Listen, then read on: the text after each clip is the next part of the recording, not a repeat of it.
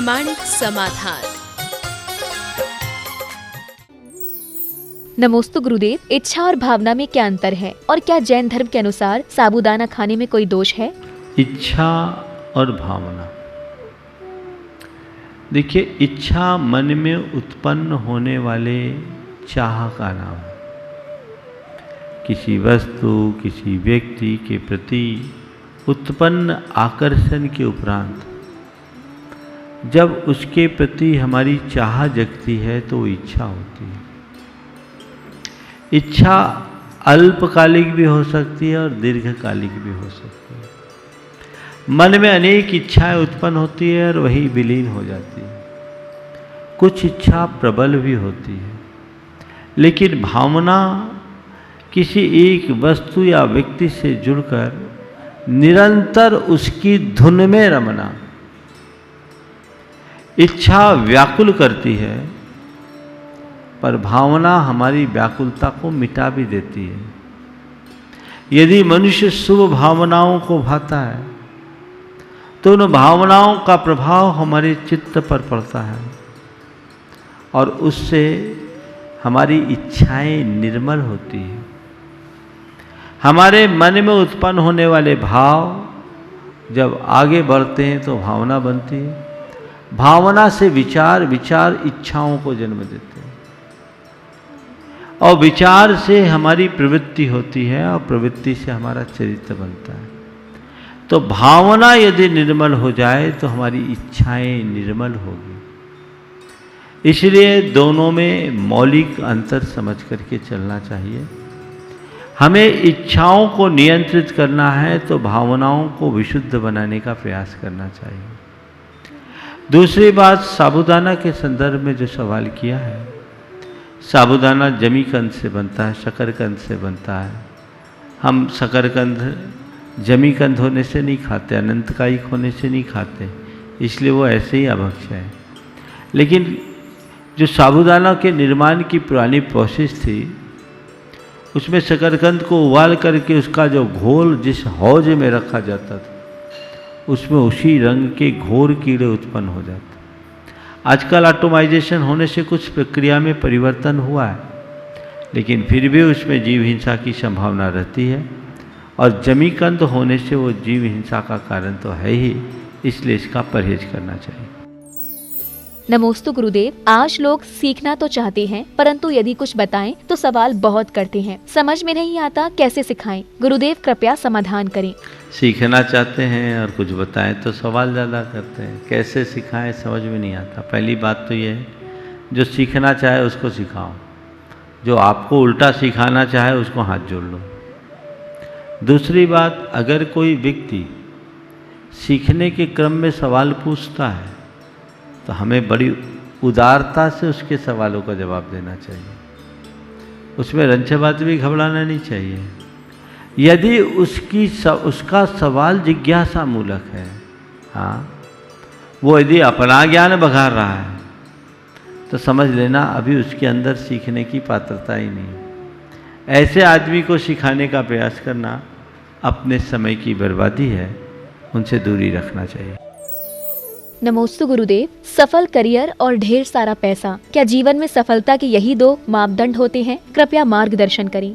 Career में बहुत सारा पैसा या पोस्ट सफलता का प्रतिमान आज बन गया है, पर यथार्थ यह सफलता का आधार नहीं, एक बहुत बड़ा भ्रम है। देखा जाए तो सुशांत राजपूत की घटना को सामने रखना चाहिए।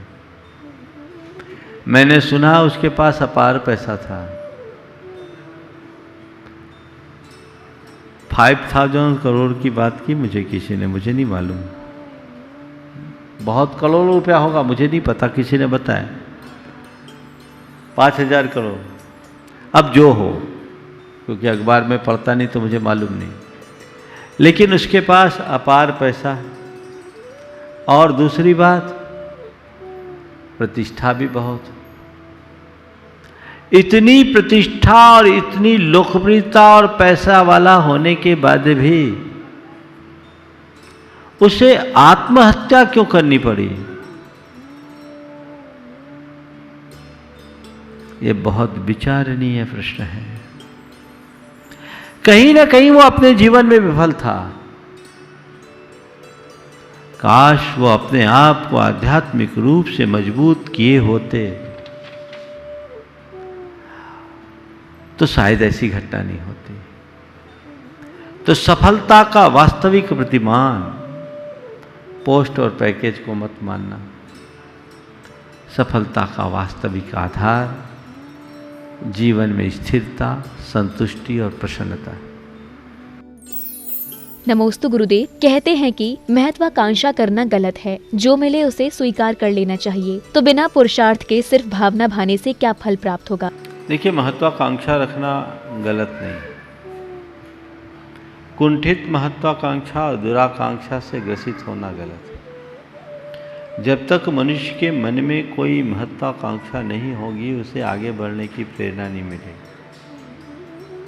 आगे बढ़ने के लिए उत्सुक होना चाहिए, लक्ष्य रखना चाहिए।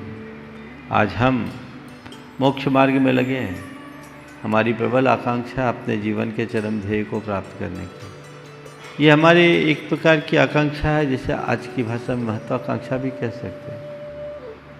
लेकिन ये कुंठित महत्वाकांक्षा नहीं है। First deserve then desire. अपनी योग्यता के अनुरूप काम करो। आज मैं सोच लूँ कि मुझे आज ही मोक्ष पाना है, तो शायद वो मेरे लिए दुविधा का कारण बनेगा।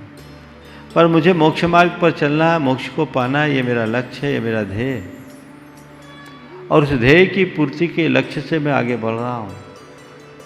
तो चलो, इस भूमिका में मोक्ष भले नहीं, मोक्ष मार्ग तो मिल रहा है, आगे चलूँगा, आगे बढ़ूँगा, और ये मुझे आज नहीं कल मोक्ष तक पहुँचाने में सहायक बनेगा। इसी तरह मन में कोई चाह आना, कोई बड़ा लक्ष्य बनाना बुरी बात नहीं है, पर रातों रात उस लक्ष्य को पा लेने के सपने देखना बहुत बुरी बात है। हमें एक एक करके 1000 सीढ़ी चढ़ना चाहिए। एक साथ 100 सीढ़ी चढ़ने की कोशिश कभी नहीं करना चाहिए। आजकल लोग कुंठित महत्वाकांक्षा से ग्रसित ज़्यादा दिखाई पड़ते हैं, और वो उनकी दुराकांक्षा का रूप ले लेती है। नतीजा, वे या तो डिप्रेशन में चले जाते हैं, या उनकी प्रवृत्तियां असंगत होने लगती हैं। दोनों चीज़ें ठीक नहीं हैं, इसलिए इनसे हमें बहुत सावधान रहना चाहिए। नमोस्तु गुरुदेव। प्रकृति का नियम है कि जिसके पास जो होता है वह वही बांटता है। तो हे गुरुदेव, हम दुख में भी सुख कैसे बांटें? कृपया मार्गदर्शन करें। जिसके पास जो होता है वो बांटता है, बिल्कुल यथार्थ है। पूछा है कि हम दुख में भी सुख कैसे बांटें? बांट सकते हैं, बशर्ते दुख में सुख का अनुभव की कला पालो। जिस दिन आप दुख में भी सुख का अनुभव करने की कला प्राप्त कर लोगे, आपका दुख आपसे दूर हो जाएगा। फिर आप सुख के धनी होंगे तो सुख बांटने में कोई कठिनाई नहीं होगी। अब सवाल है, दुख में सुख का अनुभव कैसे करें? यदि आपकी सोच सकारात्मक होगी तो आप दुख में सुख का अनुभव कर सकते हैं। जब कभी भी जीवन में कोई दुख आए, उस दुख का आकलन करो और औरों के दुख से उसकी तुलना करो। आपको लगेगा कि नहीं, मैं औरों की अपेक्षा बहुत अच्छा हूँ। जीवन में मनुष्य अपने दुखों का रोना रोता है, लेकिन जिस चीज़ के दुख का वो रोना रो रहा है, अगर देखा जाए तो उसके अभाव में लोग उससे ज़्यादा सुखी हैं। तो अपने से नीचे वाले लोगों को देखोगे तो आप दुख में सुख का अनुभव करोगे। सड़क चल रहे हैं, नंगे पांव चलना पड़ रहा है, तकलीफ हो रही है, और फिर किसी जूते वाले व्यक्ति को देखा तो मन को चुभता है कि कितना अभागा हूँ। इन कंकड़ों और कांटों के रास्ते पे मुझे नंगे पांव चलना पड़ रहा है। ये व्यक्ति को दुखी बनाने वाली सोच है। लेकिन उसी घड़ी किसी बिना पांव के आदमी पर दृष्टि जाए और मन में इस बात का फक्र हो कि मैं कितना भाग्यशाली हूँ, मेरे पास पाँव तो है, उसी क्षण उसका दुख सुख में बदल जाएगा। जूते नहीं है तो क्या हुआ, पैर है या क्या कम है, पर विडंबना केवल इतनी है कि मनुष्य को अपने पैर नहीं दिखते, दूसरों के जूते दिखते हैं। उसे बदल दो, दुख सुख में परिवर्तित हो जाएगा, और जब आप सुखी होंगे तो औरों को भी सुख बांट सकेंगे। वस्तुतः सब प्रकार की प्रतिकूलता में जो अपनी स्थिरता बनाए रखता है, वो बिना कहे सबको सुखी होने का मार्ग बताता है। वो सुख का आनंद लेता है और औरों को सुख भोगने का रास्ता बताता है। तो वस्तुतः सुख बांटना है तो हम अपने आचार और व्यवहार से बांटें, अपनी सोच को बदलें, तब कहीं हम कुछ सार्थक उपलब्धि घटित कर पाएंगे। नमोस्तु गुरुदेव। वर्तमान में कोरोना संक्रमण के चलते अधिक आयु वाले लोग बहुत चिंतित एवं भय से व्याकुल हैं। अतः आपसे प्रार्थना है कि इस चिंता और भय को दूर करने के लिए कोई मार्गदर्शन दें। देखिए, निश्चित रूप से महामारी सभी को चिंतित कर रही है, पर चिंता करके भी क्या हो। पहली बात तो दिल दिमाग में से इस बात को निकाल दें कि जिनको भी कोरोना होता हो सब मरते ही हैं। कोरोना से मृत्यु दर 3% के करीब है, बाकी लोग तो बच ही रहे। और दूसरी बात कि केवल कोरोना वाले मरते हैं, ऐसी बात तो नहीं है। जिनको कोरोना नहीं हुआ वो अमर होंगे, ऐसी भी बात नहीं है।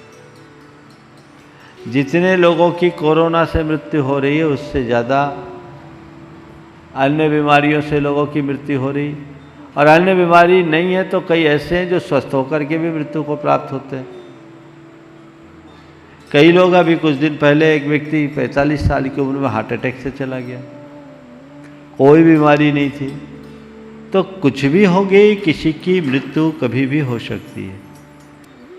इसलिए मृत्यु को लेकर के कभी घबराना नहीं चाहिए। तन का एक दिन जन्म हुआ, एक दिन अंत होगा, लेकिन एक बात गांठ में बांध के रखिए, जब तक मेरी आयु है कोई मुझे हिला नहीं सकता, और आयु पूरी होने के बाद कोई मुझे जिला नहीं सकता। इसके बाद जिस दिन मेरी आयु पूरी होगी उस दिन ये तन जाएगा, पर मेरी आत्मा का न तो जन्म है न मरण। उस आत्म स्वरूप का चिंतन करो, भेद विज्ञान का चिंतन करो। न मे मृत्यु कुतो भीति, न मे व्याधि कुतो व्यथा, ना हम बालो न वृद्धो हम, न युवै तानी पुद्गले। जब मैं मृत्यु रूप नहीं हूं तो डरूं किससे। ये तो तन की परिणति है, एक दिन जो होना होगा सो होगा। इस बात को लेकर के मन का सारा भय और चिंता निकालना चाहिए। एक बात और गांठ में बांध लीजिए, समय घाव भरता है, समय घाव करता है, और समय ही घाव भरता है। कोई कैसा भी घाव हो, समय ने हर घाव को भरा है। इसलिए यदि किसी का नियोग इसी रूप में होना होगा तो होगा। हमने तो ये तक देखा है कि 95 साल की वृद्धा कोरोना से संक्रमित होकर के बच गई, और 23 साल का नौजवान मर गया। तो इसका उम्र से क्या संबंध है। जन्म मरण का संयोग अपनी जगह है, ये हमारे हाथ में नहीं है। हमारे हाथ में अपेक्षित सावधानी है, सतर्कता है। सरकार के द्वारा जारी दिशा निर्देशों का पालन करें, गाइडलाइन के अनुरूप चले, अपने आप को सुरक्षित रखें, दूरियां बना करके चलें, अपनी इम्यूनिटी को स्ट्रांग बनाएं, मन में किसी प्रकार की चिंता और नकारात्मकता का हावी मत होने दें। इम्यूनिटी को स्ट्रांग बनाने के लिए पूर्णायु की जो एक काढ़ा है और संसमनी बटी नाम की कसायम काढ़ा और संसमनी बटी, ये 20 दिन की का कोर्स है, आपके चैनल पर ऐड आता है, ऑनलाइन मंगाइए, लेना शुरू कीजिए, आपकी इम्यूनिटी स्ट्रांग होगी। लेकिन ये मत सोचना कि जिसकी इम्यूनिटी स्ट्रांग है वो मरेगा नहीं, मरना तो सबको है। हम लोगों ने तो बचपन से सुना है, राजा राणा छत्रपति हाथिन के असवार, मरना सबको एक दिन अपनी अपनी बार। जब मेरी बारी आएगी तो मैं मरूंगा, पर मरने के पहले मरने के डर से नहीं मरूंगा। अभी क्यों मरना, अभी क्यों डरना? जब मरना होगा तो मरूंगा, मैं अकेला थोड़ी मरूंगा, सारी दुनिया को मरना है। जिसकी जब बारी आएगी तब मरना है। ये डर मन से निकालिए, खौफ मन से निकालिए, अपने आप को अंदर से मजबूत बनाइए। बार बार बार बार इस तरह की नकारात्मक बातों को दोहराने से मन अशांत होता है। और दूसरी बात, कोरोना संबंधी समाचार देखना, पढ़ना, सुनना बंद कीजिए, हो गया बहुत। ये जितना सुनोगे तुम्हारे सबकॉन्शियस में उतना असर होगा। भावना योग कीजिए, कल भावना योग होगा। मैंने पहले भी भावना योग कराया था कोविड-19 से संबद्ध, वो आपको मिलेगा, आप करिए। मैं सुरक्षित हूँ, मैं स्वस्थ हूँ, सुरक्षितो हम, स्वस्थो हम, निर्भयो हम। इन वाक्यों को बार बार दोहराएं, मन का सारा भय दूर होगा। अजर अमरो हम, अभयो हम, निर्भयो हम, सुरक्षितो हम, स्वस्थो हम, निरामयो हम। ये अंदर अनुभव करने की कोशिश करें, कुछ नहीं होगा। और ये फितूर पाल करके बैठोगे तो कोरोना से तो बाद में मरोगे, अपने कोरोना के खौफ से पहले मर जाओगे। डर को निकाल फेंकिए, जब जो होना होगा सो होगा। बस 2 दिन पहले भी मैंने बात कही थी, आज फिर से वो 2 वाक्य दोहराता हूँ। अपने मन के डर भय को दूर करने के लिए इन 2 वाक्यों को आप हमेशा दोहराइए। जो होगा सही होगा और जो होना होगा वही होगा। इससे मन को संबल मिलेगा, धैर्य होगा। घबराने से किसी समस्या का समाधान नहीं निकलने वाला। इसलिए अंदर से मजबूत बनिए, तत्व ज्ञान का आश्रय लीजिए, मन का डर भय चिंता दूर कर दीजिए। ठीक है, जो होना होगा सो होगा, और मरूंगा तो जिंदगी में एक ही बार तो मरना है, बार बार थोड़ी मरना है। और सबको मरना, अकेले को तो मरना नहीं है। ठीक है, इससे घबराने की जगह अपने आप को संयत बनाने की कोशिश कीजिए और अपने बचे समय का सदुपयोग कीजिए। यही इसका सकारात्मक लाभ है।